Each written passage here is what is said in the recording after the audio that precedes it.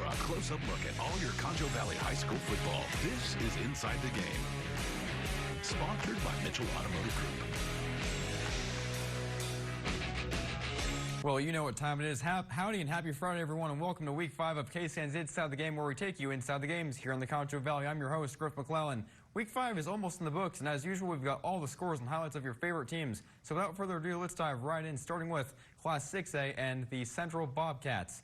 The Bobcats enter Week 5 with an even 2-2 record, seeking its third consecutive win, taking on the winless Waco Lions on the road. Central strikes first. Quarterback Micah Smith airs it out to Darius Hewitt, who hauls it in for 6. The Bobcats take the lead, 6-0 in the first quarter. PAT no good. Waco High answers back, though, in the second, with Bryant Whitaker Jr. connects with Zadrian Johnson for the touchdown here. Give it a second. Waco seeing its first win, getting a little momentum there. Game tied up at 6-all now.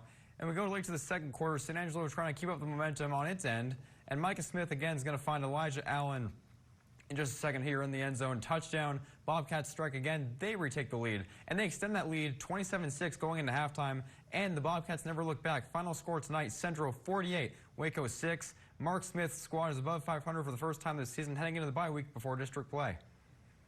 Lakeview coming in 4-0 for the first time in 42 years, partied like it's 1983, looking to make it 5-0, hosting the visiting Levelland Lobos. First quarter tie ball game 7-all, Levelland marching downfield, and Bryson Golightly hauls it in, takes it all the way, 14-7. Visitors on top. Chiefs trying to respond. Chris Alviso lobs a jump ball on the sideline, but it's intercepted. Gets picked off by Joshua Diaz, setting Levelland up in good field position on the run back near midfield. And the Lobos capitalize. Just a few plays later, Ethan Salazar scrambles right, finds Tobias Gavina on the sideline. He spins free into the end zone. Touchdown Lobos, 21-7, building a big lead before halftime. Now watch this play. The final play of the first half, 5 seconds left. Lakeview taking a gamble here, going for the end zone instead of a field goal, and time runs out. Alviso looked for Braylon White in the corner, but it's out of his reach. Lobos led by that score at halftime, and that one decision proved to be costly. In fact, the huge difference maker is the Chiefs fall short by 7, 40-33. Lakeview suffers its first loss of the season.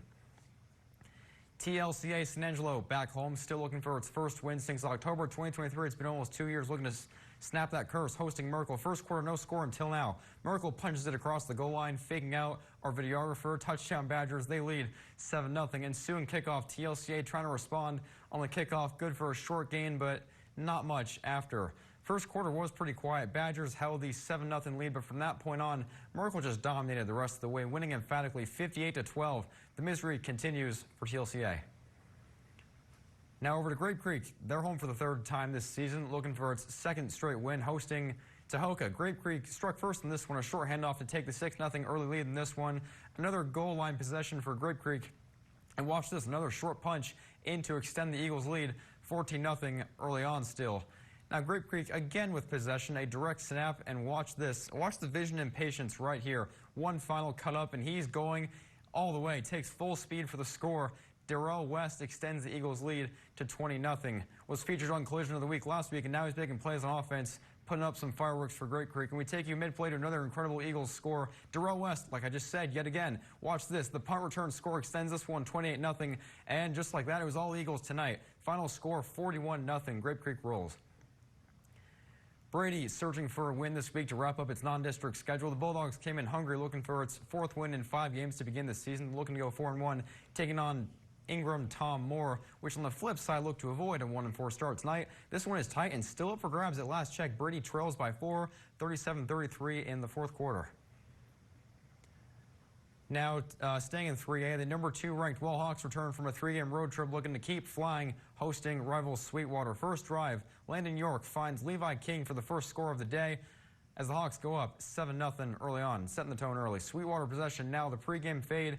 Practice looked good, but the Hawks had to be on it in this game. Jaeger Thompson takes the interception here. Send the Hawks up again. No points on Wall's next drive, but the following one saw pay dirt. York's screen pass to Reed Robertson goes all the way. Mustangs, misread a 30-plus yard touchdown catch and run for the Hawks. Make it 14-0. 2 minutes before half. Sweetwater looking points, but the deep shot doesn't land. The Hawks would then get one more chance before halftime. The punt return fielded by Kellen Oliver, who tight ropes down the sideline, making a few misses. But a holding brings back this great play. Wall held just a 14-0 lead at halftime. It sounded like it should be more than that, but no sweat. The Hawks still roll. Final score 35-0 from Clayton Weishuhn Field.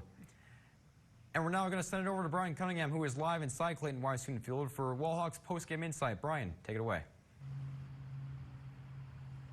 Good evening. We are live again from an empty Clayton Weishuhn Field as the number 2 ranked Wallhawks just concluded their victory over Sweetwater for homecoming. The best way to move to 5-0 on the season in front of the Concho Valley. And how did we get here? Well, we had a quiet first half. If you are accustomed to Wallhawks football, you know they get at it very quick. They get at it very hard for them. And what we saw was them extending the field early on, but then miscues on offense. It was really the big deal for them in the first half with a fumble on one of the drives to close out the second quarter, something that the Hawks really are just not accustomed to.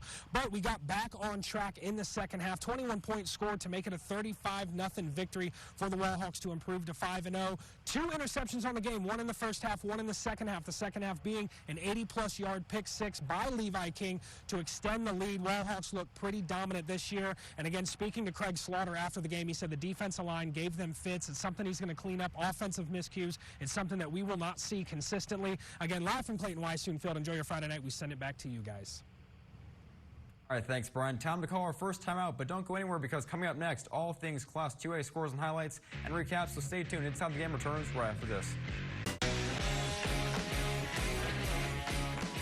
All right, folks, welcome back to KSAN's Inside the Game Week 5 edition. As promised, let's dive right into some Class 2A scores and highlights, starting with the red-hot Ozona Lions at Miles. Head coach Jason Wilhelm and the Miles Bulldogs looking to get back on track hosting 9th-ranked Ozona. First quarter, Ozona putting a nice drive together on its first possession. Christian Villarreal, you've heard his name a lot lately, gets the handoff and takes it to the house for a 6-yard touchdown. PAT failed, 6-0 Ozona.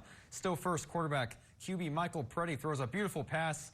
A little arch there to Graciano Garcia, who makes a great snag for about a 40-yard TD. PAT fails again, 12-0 Lions. Later in the first, Preddy hooks up with Leo Blanco for about a 35-yard touchdown strike again, 18-0. Now Lions are feeling pretty good early on. I like that pun by Charles Bryce there. I love that. And this time the 2-point conversion is good as Villarreal runs it in to stretch the lead to 20-0. Second quarter, Miles trying desperately to make something happen, getting a little traction. Quarterback Liam Yancey fires a pass to Setapa Hoodle, and he loses yardage later in the second.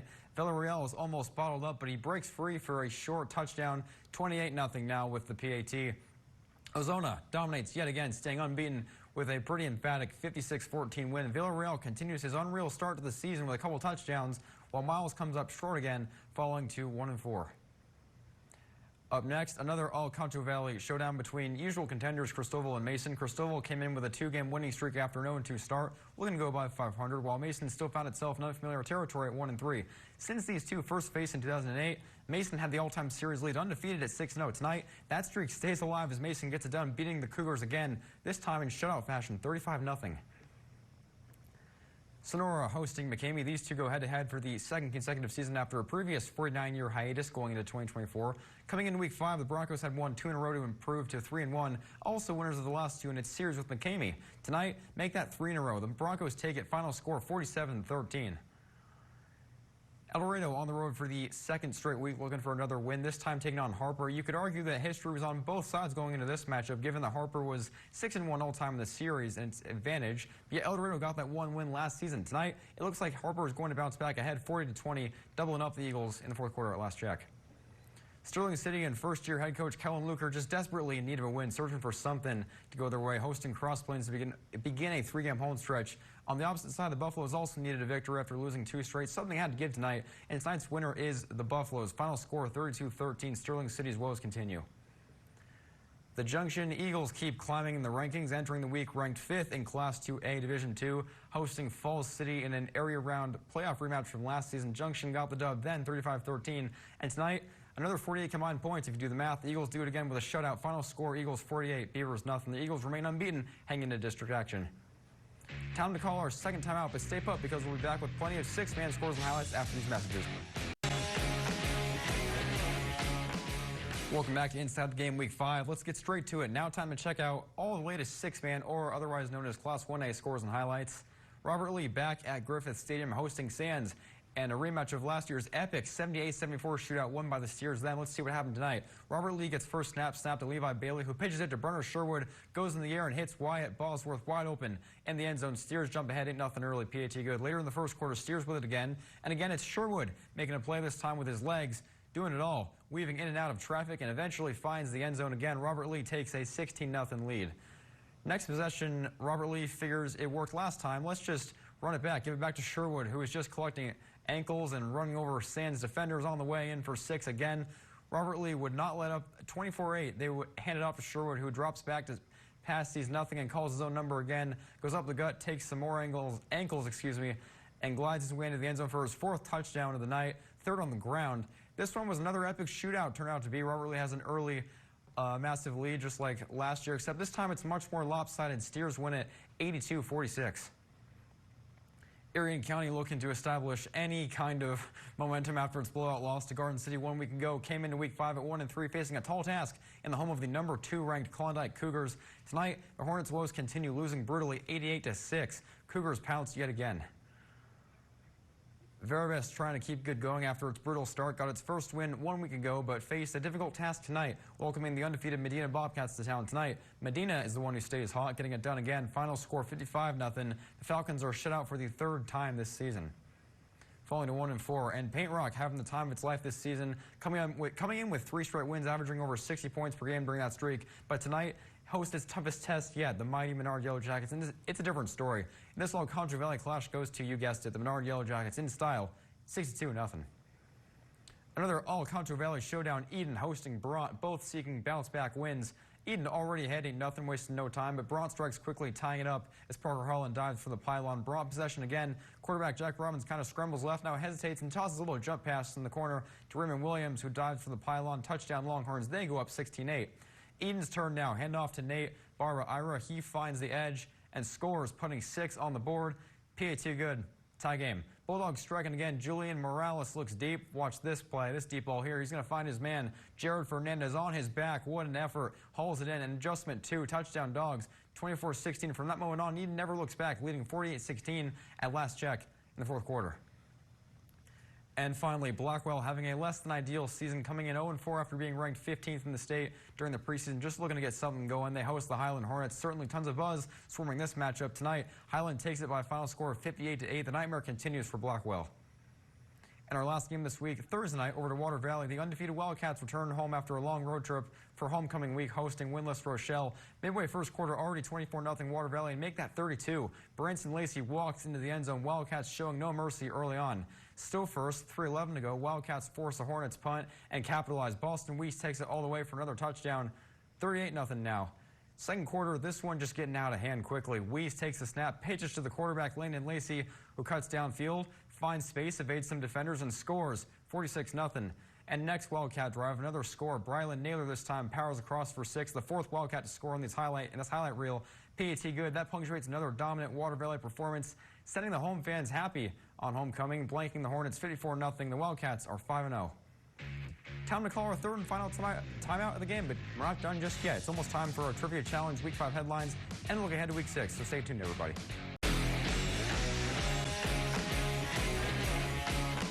All right, folks, welcome back to Inside the Game. Thanks for sticking around tonight. But as usual, before we conclude each show, we'd like to remind you that our high school football trivia challenge is indeed active again. And of course, with football season comes our annual Concho Valley High School Football Trivia Challenge. To enter the sweepstakes, simply visit our website, ConchoValleyHomepage.com. Click the contest tab above on your screen and submit your answers each week for your chance to win the grand prize. That is, of course, a $100 HEB gift card.